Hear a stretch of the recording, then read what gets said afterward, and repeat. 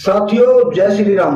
अच्छा सोचे चैनल पर आपका स्वागत है। साथियों एक बार वन में ऋषियों ने सूत जी से पूछा कि भगवान कलयुग के आने पर संसार बंधन में बंधे हुए जीवों के बहुत दुख होंगे। उस समय वेदोक्त मार्ग नष्ट हो जाएंगे, अधर्म परायण मनुष्य अनेक कष्टों का सामना करेंगे। उस समय इतना पाखंड फैल जाएगा कि सभी उस पाखंड में लीन रहेंगे। कलयुग में सभी लोग काम वेदना से पीड़ित होंगे, उनका शरीर नाटा, आयु बहुत कम तथा अधिक संतान वाले होंगे। वह ईश्वर का आश्रय छोड़कर एक दूसरे पर निर्भर होंगे। प्रभु, उस युग में स्त्रियां भी अपने ही शरीर के पोषण में तत्पर और वेश्याओं के समान आचरण करने वाली होंगी। वे अपने पति की आज्ञा का अनादर करके दूसरे के घर आया जाया करेगी। उनको सदा दुराचारी पुरुषों से मिलने की अभिलाषा रहेगी।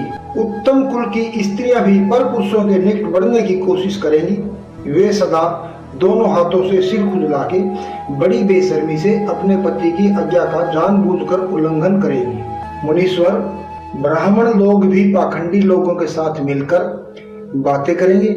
भिक्षा से जीवन निर्वाह करने वाले सन्यासी लोग भी मित्र आदि के स्नेह बंधन में बंधे होंगे। वे धन, ऐश्वर्य, भोजन आदि की चिंता में शिष्यों का संग्रह करेंगे।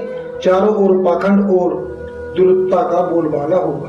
हे ब्राह्मण, इस प्रकार घोर कलयुग आने पर सदा पाप परायण रहने पर जिनका अंतःकरण शुद्ध नहीं होगा, उन लोगों को मुक्ति कैसे मिलेगी? धर्मात्माओं में श्रेष्ठ हे मुनीश्वर, देवादिदेव भगवान श्री राम किस प्रकार ऐसे व्यक्तियों पर कृपा दृष्टि करेंगे, वो उपाय हमें बतलाइए। तो साथियों, ऋषियों के इस प्रकार के आग्रह भरी जन सेवा के भाव से की गई बातों का सूत जी ने क्या उत्तर दिया, यही सब आज की इस वीडियो में जानेंगे। अतः आपसे प्रार्थना है, आप हमारी इस वीडियो को पूर्ण रूप से देखना। चैनल को सब्सक्राइब नहीं किया तो कर लेना, क्योंकि इस प्रकार की हमारी जो भी वीडियो आएगी वो सबसे पहले आपको मिल सके। तो साथियों आगे बढ़ते हैं वीडियो में। इस प्रकार ऋषियों के मधुर वचन सुनकर श्री सूत जी ने कहा कि हे मुनि श्रेष्ठ, आप सब लोग सुनिए। यही प्रश्न एक बार सनत कुमारों ने नारद जी से पूछा था, जिसका गान महर्षि नारद जी ने उनको सुनाया था। तो सनत कुमारों ने कहा कि हे महाप्राज्ञ नारद जी, आप समस्त मुनीश्वरों में श्रेष्ठ हो तथा श्री हरि की भक्ति में लीन रहते हो, अतः आपसे बढ़कर कोई दूसरा नहीं है।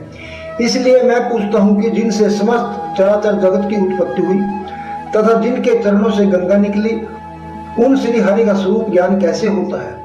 कृपा करके हमारे इस प्रश्न का यथार्थ रूप से विवेचन कीजिए। नारद जी ने कहा कि जो पर से भी परे है, उन परम देव श्री राम को मैं नमस्कार करता हूँ। ज्ञान, अज्ञान, धर्म, अधर्म, विद्या, अविद्या, ये सब जिनके अपने ही स्वरूप है तथा जो सबके आत्म रूप है, उन परमेश्वर को नमस्कार है, जो दैत्य को विनाश करने और नरक का अंत करने वाले हैं, जो अपने हाथ के संकेत मात्र से अथवा अपने भुजा के बल से सदा धर्म की रक्षा करते हैं। पृथ्वी के भार का विनाश करना जिनका मनोरंजन मात्र है और जो उस मनोरंजन की सदा अभिलाषा रखते हैं, उन रघुकुल दीपक को मेरा नमस्कार है। जिनके नाम के स्मरण मात्र से ही बड़े बड़े पापी भी पावन बन जाते हैं, उनको सदा नमस्कार करना चाहिए।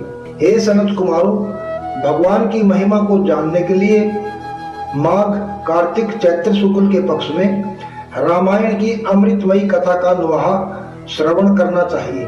इसी कथा के सुनने मात्र से सौदास नाम का ब्राह्मण, जो शिव के श्राप से राक्षस योनि में था, श्राप से मुक्ति पा गया था। इस पर उन ब्रह्मपुत्रों ने कहा कि हे मुनीश्वर, आप उस सौदास ब्राह्मण के साप की कथा कहने की कृपा करें कि सौदास को कैसे साप हुआ, फिर वे रामायण के प्रभाव से किस प्रकार उन्हें साप से मुक्ति मिली। हे मुनि, यदि आपका हम लोगों पर अनुग्रह हो तो हमें सारी बातों से अवगत कराएं, क्योंकि भगवान की कथा वक्ता और श्रोता दोनों के पापों को नाश करने वाली है। श्री नारद जी ने कहा कि रामायण का प्रादुर्भाव महर्षि वाल्मीकि जी के मुख से हुआ था, तुम उसी को श्रवण करो। रामायण की कथा का 9 दिनों तक श्रवण करना चाहिए। एक बार एक ब्राह्मण सौदास हुए, जिन्हें धर्म कर्म का विशेष ज्ञान था। उनको सोमदत्त भी कहते थे। उन्होंने ब्रह्मवादी गौतम जी से गंगा जी के तट पर संपूर्ण धर्मों का उपदेश सुना था। गौतम जी ने पुराणों और शास्त्रों की कथाओं द्वारा उन्हें तत्व ज्ञान कराया था। एक दिन की बात है कि वह सौदास ब्राह्मण भगवान शिव के ध्यान में लीन था।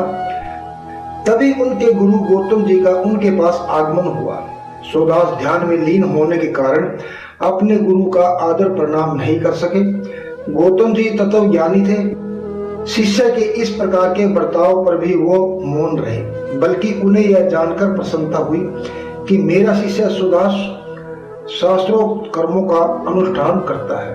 परंतु सौदास ने जिनकी आराधना की थी, भगवान शिव गुरु की अवहेलना होने वाले पाप को सह ना सके, उन्होंने सौदास को राक्षस होने का श्राप दे दिया।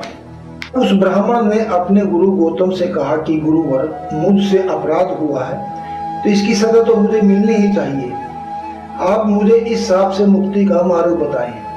तब गौतम ने कहा कि कार्तिक मास के शुक्ल पक्ष में रामायण की अमृत कथा का भक्ति भावपूर्ण श्रवण करो। इसे 9 दिनों तक श्रवण करना है, तब यह श्राप ज्यादा दिनों तक नहीं रहेगा, केवल 12 वर्षों तक ही रहेगा। इस प्रकार अपने गुरु की यह बात सुनकर सौदास जंगल की तरफ चल पड़े और सौदास की प्रवृत्ति राक्षस जैसी हो गई। वह प्रतिदिन जीवों को मारकर खाता, नर मांस का सेवन करता। पूरे वन प्रदेश में त्राही त्राही मच गई। इसी प्रकार एक दिन एक ब्राह्मण भगवत नाम का गुणगान करता हुआ जंगल में जा रहा था। तभी राक्षस बना सौदास उस ब्राह्मण को खाने के लिए दौड़ा, पर भगवान के नाम की इतनी महिमा की वह उस ब्राह्मण को छू भी नहीं सका, बल्कि सौदास को एक अजीब सी शांति मिली। उसने ब्राह्मण से हाथ जोड़कर कहा कि भगवान, आप किसके नाम का जाप करते हो, जिनके नाम के प्रभाव से राक्षस भी दूर भाग जाते हैं? मैंने इससे पहले सहस्त्रों ब्राह्मणों का भक्षण किया है, यह कैसी श्री राम जी की माया है? हे ब्राह्मण, आप राम कथा राम नाम के प्रभाव से दोष रहित हैं, आप मुझे भी बचाइए, मैं आपकी शरण में हूँ। हे मुनि श्रेष्ठ, मैंने भी पूर्व काल में अपने गुरु की अवहेलना की थी, जिससे मेरे गुरु जी ने मुझ पर अनुग्रह करके कथा की बात कही थी। हे मुनि, मुझे आप रामायण कथा सुनाकर इस पाप से मेरी रक्षा करें। वह ब्राह्मण द्रवित हो उठे और उन्होंने वहीं जंगल में उन्हें 9 दिनों तक अमृतमयी रामायण कथा का पाठ सुनाया, जिससे उनको राक्षस योनि से छुटकारा मिल गया। तो इस प्रकार सूत जी कहने लगे कि रामायण का पाठ अनेक पापों को दूर करने वाला और श्री राम जी की भक्ति को देने वाला है। अतः मनुष्य को चाहिए कि वह भक्ति पूर्वक 9 दिनों तक रामायण के पाठ का श्रवण करे, जिनके स्मरण मात्र से मनुष्य करोड़ों महापाप को तथा समस्त दुखों से छुटकारा पा लेता है। तो साथियों, ये था रामायण के पाठ को श्रवण करने का महत्व। आपको ये वीडियो कैसी लगी जरूर बताना। अगर अच्छी लगे तो एक लाइक जरूर कर देना। मिलते हैं ऐसी ही एक और वीडियो में, तब तक के लिए जय श्री राम, जय माता की।